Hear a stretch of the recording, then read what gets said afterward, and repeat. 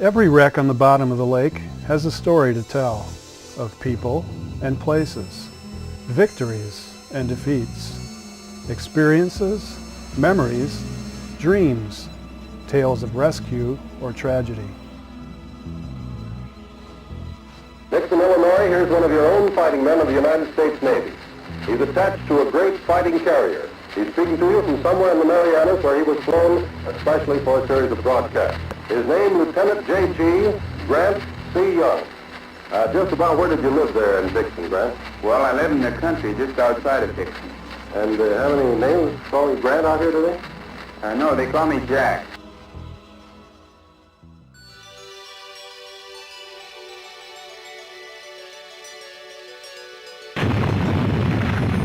In the final months of the Pacific War, the momentum in the South Pacific had shifted in favor of the U.S.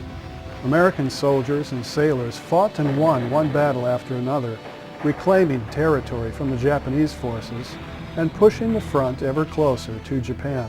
Japan savagely defended each occupied island to the last man. However, their losses continued to mount. The U.S. needed Okinawa's long airfield and anchorages as a staging area from which to strike at Japan. Our targets for Torpedo 10 was the airfield to try to blow up fuel farms, rows of airplanes and revetments, or pocket the runway. We took off preliminary to the movement of troops to shore.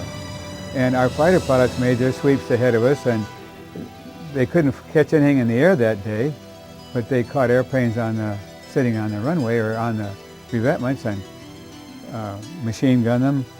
And I had the thought, it was Easter Sunday, what would Jesus think or say if watching us do this? We're going in to kill some humanity and blow up some stuff.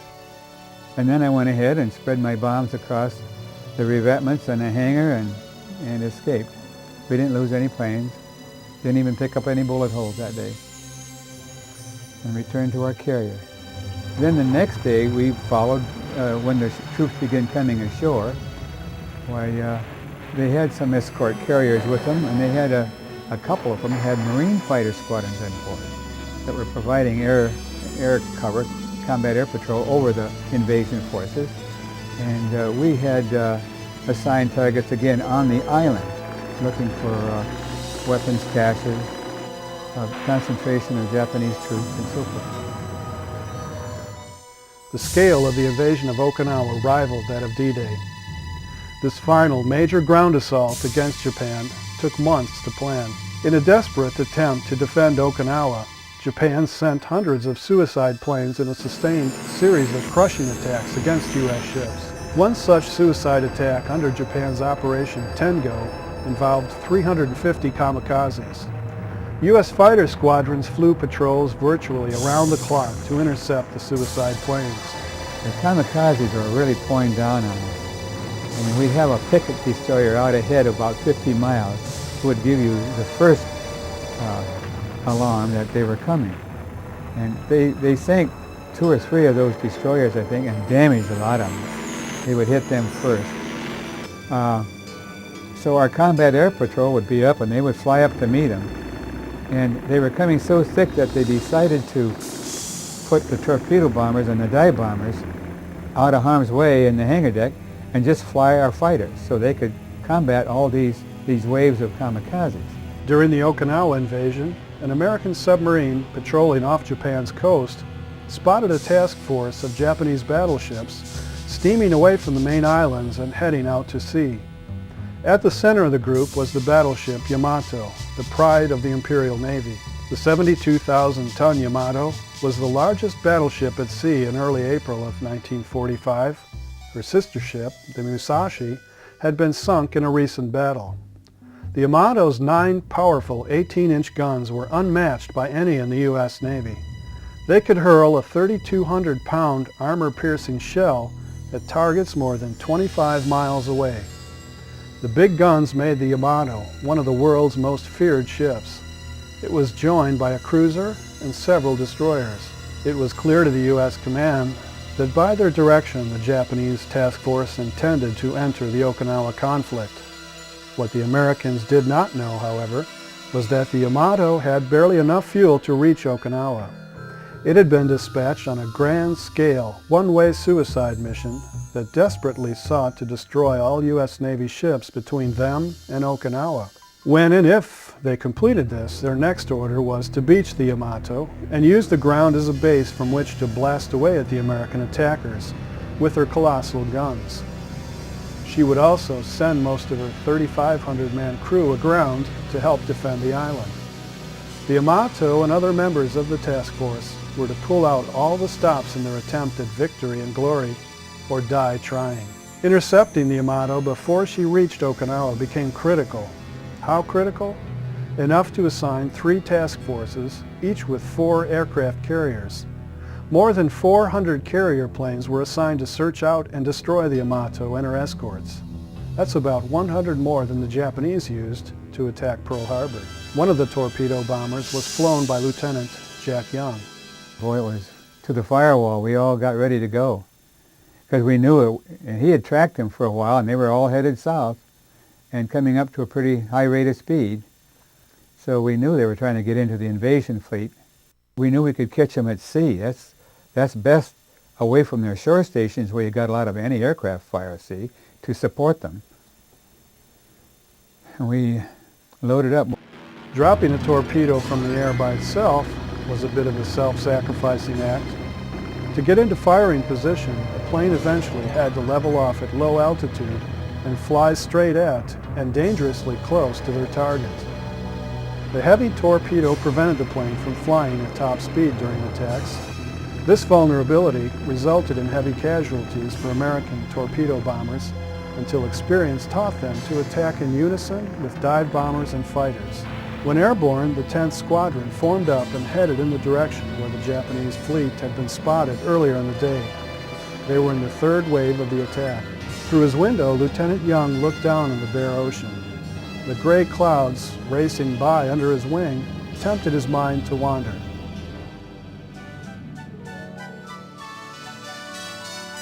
The USS Wolverine and USS Sable were converted Great Lakes steamers acquired by the Navy in 1942.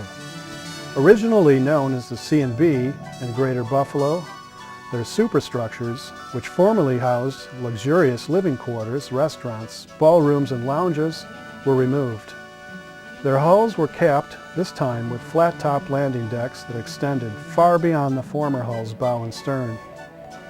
The idea of converting older ships into carriers was not a new one. However, their service in Lake Michigan was unique. They were the brainchild of then U.S. Navy Commander Richard Whitehead, a Chicagoan. Putting training carriers on Lake Michigan achieved more than one important objective. We had a definite submarine menace off of both coasts. Then Captain Whitehead conceived the idea of, well, we can drive jeep carriers in the Lake Michigan just as well as not. And I don't know how he came upon the idea of converting these little old cargo or transport ships into carriers.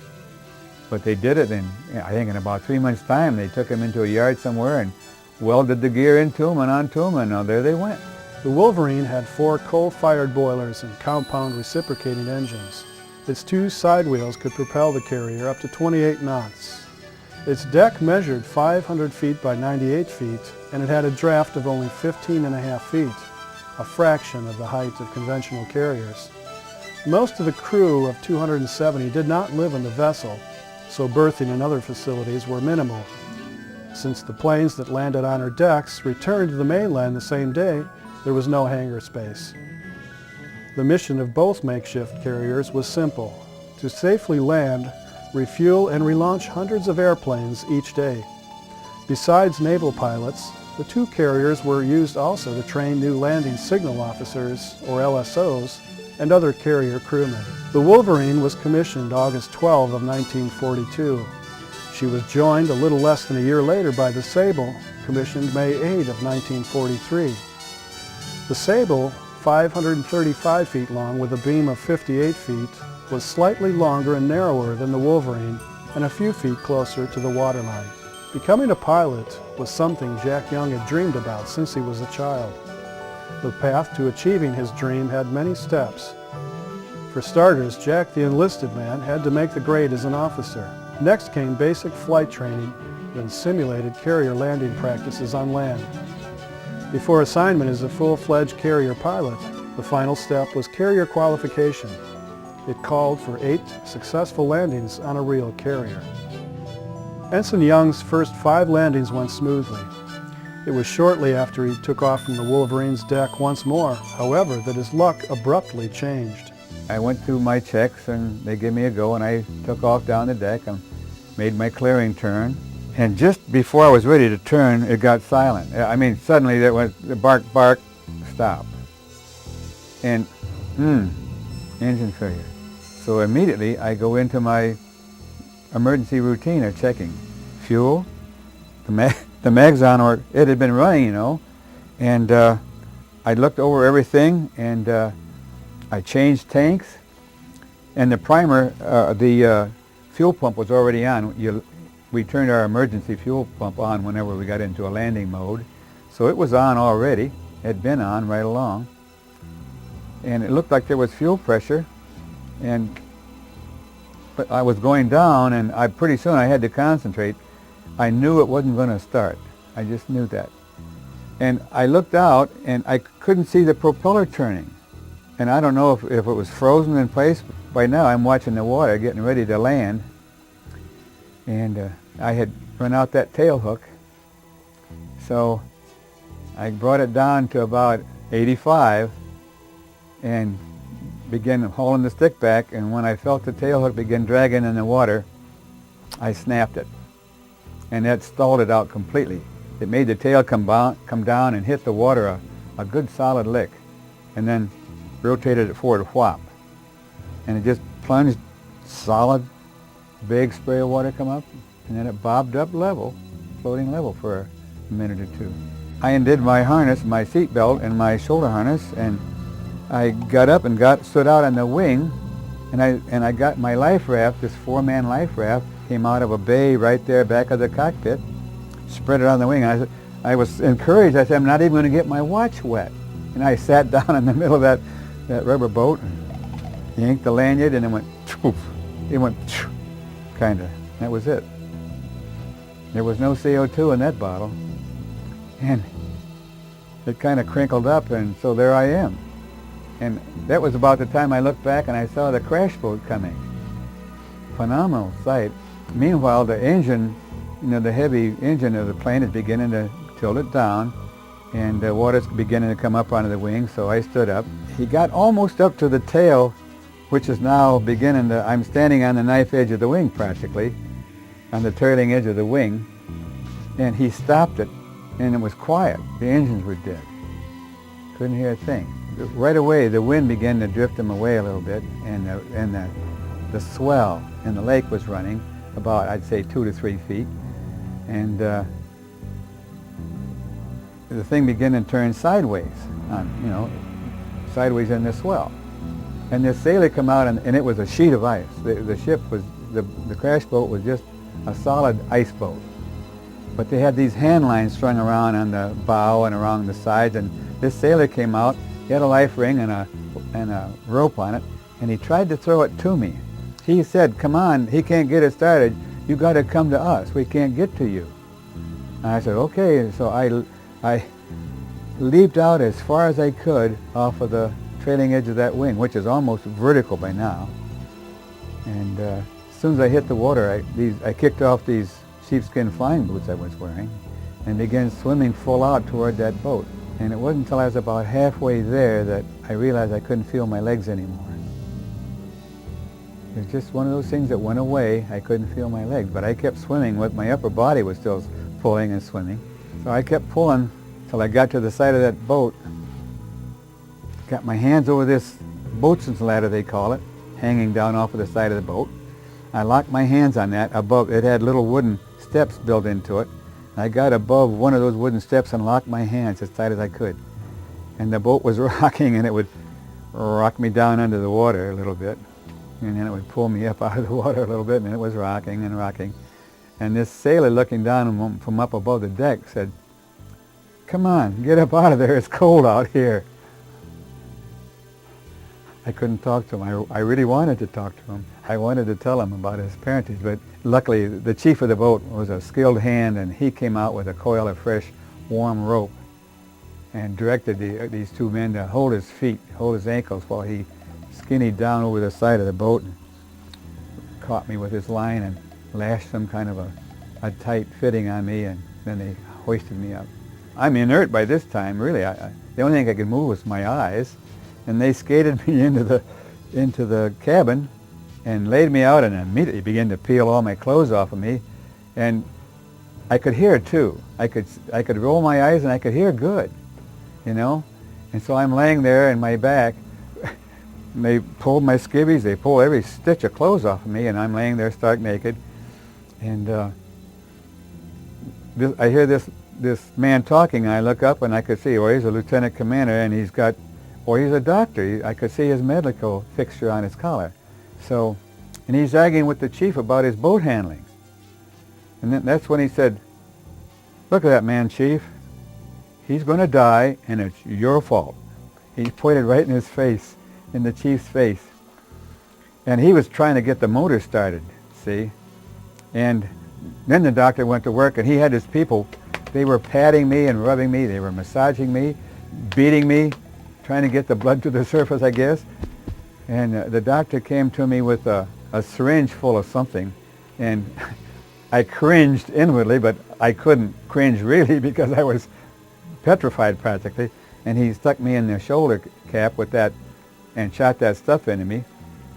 And then I began to feel tingly, and my toes, I could feel my toes tingly. I couldn't quite move them, and my fingers was tingling, and all over my skin I felt, needly. And he brought a glass of something that I figured must have been liquor, some kind of liquor, and he cradled my head and said, "See if you can swallow some of this." So I went glug glug, and I could. I swallowed a couple swallows of that stuff. I couldn't taste it, didn't have any sensation of burning or anything like that. But I bet it wasn't down there more than 3 or 4 microseconds, and boom, it came back up at him. And he said, "Ah, that's a good sign. His insides are working." He completed his remaining 3 landings for Carrier Qualification the next day, this time on the deck of the Sable, signed out for leave, and grabbed a train home to Dixon, Illinois, to marry his childhood sweetheart, Ethel, whom he had known since he was 8 years old, and who grew up in the house across the road from his farm. When he got off the train, I looked at him and couldn't believe it. His pants were halfway up to his knees. And I thought it was funny, and I stood there laughing. I had no idea that he'd come within a hair of losing his life when it had an accident. To me, it was just funny to see this officer standing there with his pants halfway to his knees. And then I heard the rest of the story.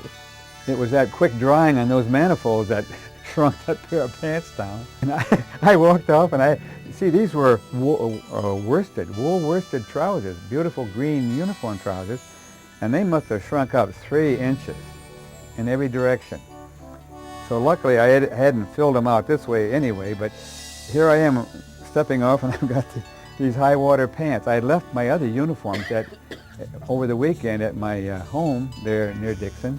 It took a little while for the seriousness of what had happened out in Lake Michigan a few days earlier to hit home. One of the little carriers was out there. Oh, you could see it. It was only about 15 miles off the pier there. I just suddenly had that haunted feeling. Ethel and I are looking, I think we must have been on about the 15th floor of the Stevens Hotel. And with the haunted feeling came that thought that I had been spared to get on that rescue craft, and that I'd be all right.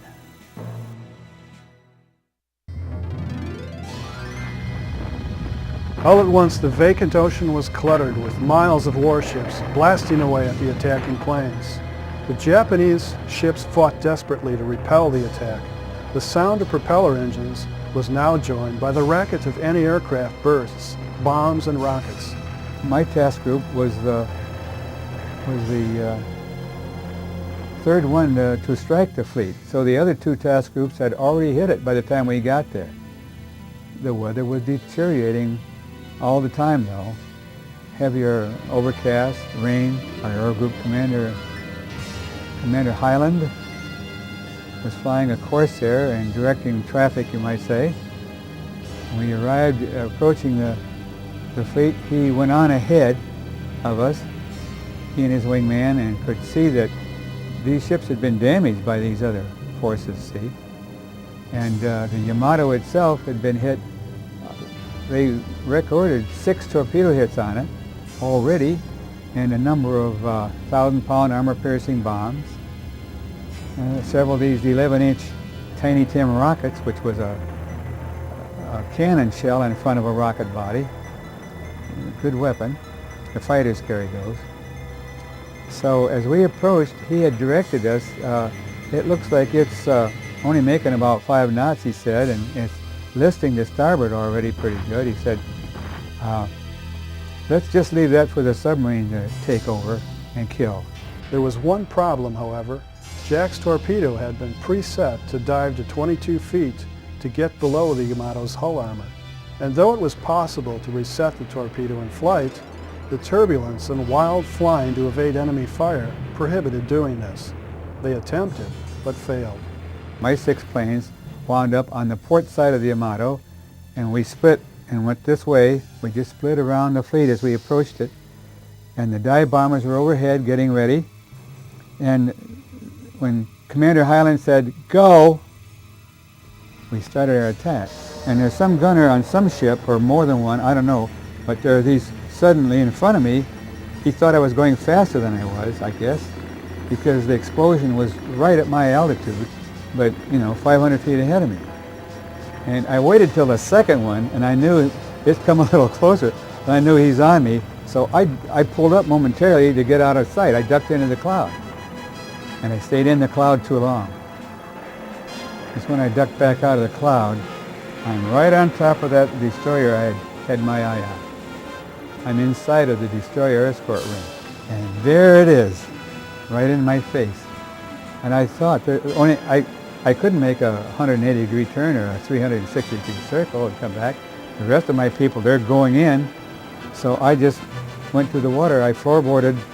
I stop-cocked the throttle on the thing, revved RPM up to 2,400, and went down to the 200 feet. And then here it comes. There's these streaks of anti-aircraft fire going by me all sides. So I'm doing this. I'm jinxing all over the sky to give them a hard target. But there comes a time when you have to stabilize at altitude, on speed, and I'd already set my torpedo director for the correct lead at 5 knots and my angle of approach. So I had to stabilize at 200 feet. I had to center my ball so I wasn't skidding or slipping. Center the ball in my instrument so that I'm flying a true course. And you have to do that and hold it. Let the gyro in the torpedo stabilize itself from all this flying around the sky I had been doing. And pickle. And then I went through the deal again.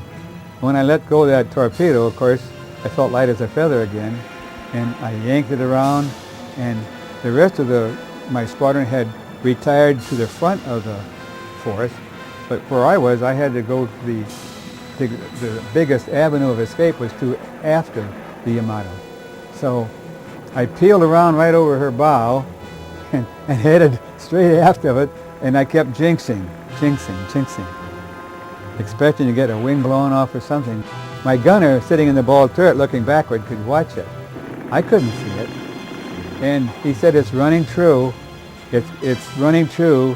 We're going to hit him right around the anchors," he said. Well, no, he says he's moving on. It's going to hit him amidship probably. Oh, he kept giving me these readings. And by the time I got outside of the screen where that destroyer couldn't shoot at me anymore, he said, "There it is, it hit, it exploded." He says, "Right under the gun turret, looks like." And I yanked around enough, and all I could see by that distance was just big splash of water and smoke going up in the air. They figured that since the ship was heeled over starboard at 5 degrees, and that my torpedo at 22 feet, if it run true, got under his armor belt and hit somewhere between the armor belt and the keel. Because Commander Highland, flying his wonderful Corsair around overhead watching all this and taking photographs, by the way, he took some good photographs. He said the thing had begun to rock when the torpedo went off. It blew it over on the starboard side and then it began to oscillate back and forth very slowly and ponderously, and it was still moving forward, and it rolled over just a little further, he said. And if he ever knew how many cycles it made, he didn't say, but he said finally it rolled over and went over on clear over on its side and stopped there a little bit, and then it continued rolling over completely upside down. And he said the big screws were big. There were 4 screws, he said, propellers. He said they were still turning in the air when it was completely upside down, capsized. And then he said it hesitated there again. He thought 10, 15, 20 seconds. He wasn't timing it, taking pictures. He said suddenly there was this tremendous explosion. And he said it just blew a big smoke ring and a big column of flame and smoke into the air over it. And he said by the time that smoke cleared, it was gone. Lieutenant Young and his crew were commended for the death blow they dealt to the Yamato. Their bravery and actions that day earned a citation from the fleet commander, Admiral Mitcher, and later the U.S. Navy Cross for Jack Young. Even though his plane returned him safely to his carrier after the Yamato attack, it turned out that it had suffered more shrapnel hits and damage than he had initially thought. Here it's got all these perforations in it. There was Jeep carriers out there resupplying brand new airplanes of all kinds. They just didn't have the wherewithal to do that much patching on an airplane, so whoever was in charge of that part of it said, we don't want to work with this thing, over the side with it, so they pushed it over the side. The U.S. victory at Okinawa came at a very high price. The Japanese sank 30 American ships, damaging some 300 more. Thousands of soldiers were killed, injured, or missing. When Okinawa had been claimed, American forces' attention shifted to plans for an all-out invasion of Japan. Our mission was going to be to go up right off of Honshu and to try to kill off kamikaze bases. But we were going to be the first wave in the assault on the home islands. And we were playing basketball on the hangar deck of the Intrepid. And the captain come over, what we called the 1MC, the all-ship radio announcer, and said, "Men, this is the captain. Give me your attention, please." And then without further preamble, he said, "The war is over. The Japanese have capitulated. The war is over, and we're home free." He says, "I don't know what our orders will be. Over and out." And we had stopped playing basketball, of course, when we heard it's the captain speaking. So we just stood there in the basketball court, laid off on the hangar deck, and there were people working on airplanes fore and aft. And we kind of looked around at each other, and nobody cheered. There was no hurrah, hurrah. I felt like crying, and I know that a couple people in my squadron did cry, with the thought that they would never have to fly through any aircraft again. I think I was at work and heard it. We knew once the atom bomb was dropped that it was going to end. We just knew that was the turning point. When they dropped the atom bomb, I said, that is what we were doing. I had no idea before that. I hadn't put what we were ordering and what we were doing together. I had never heard of an atom bomb, and as far as I know, they hadn't split the atom, and I had no idea that this is what they were working on.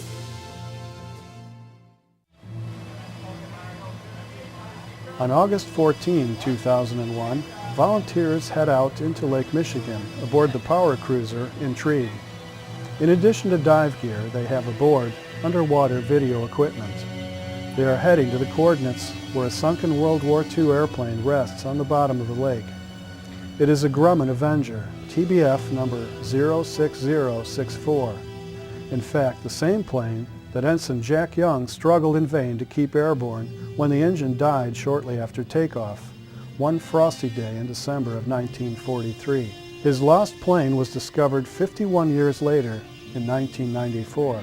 For years, a salvage team working under the direction of the National Museum of Naval Aviation's historic aircraft recovery program has searched for airplanes lost in Lake Michigan during the 2.5 years that the USS Wolverine and USS Sable training exercises occurred. The team has located several planes, some of which have been raised, restored, and put on display in museums around the country.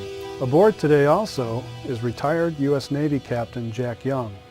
He is astounded that someone actually had found his lost Avenger, and anxious to see it again after so many years.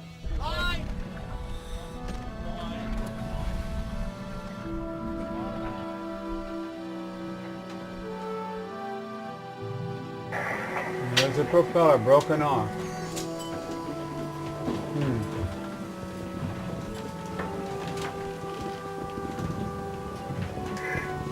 As near as I can tell, the end of the blades are not bent.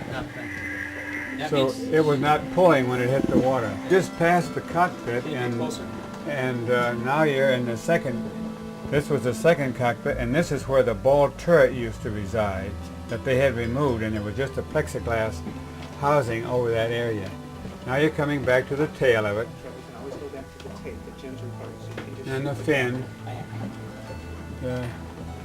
The vertical stabilizer has broken forward, part of it, and there you have the horizontal stabilizers, and of course the elevators are rotted off by now, and the rudder, they were fabric, I think. And that's the vertical stabilizer that the rudder used to be fastened to, and it's going off. And now we're coming back toward the front of the airplane again. It's barely distinguishable as an airplane, although it does have the plan form of it. Now you can see the hinges where the elevators used to be fastened.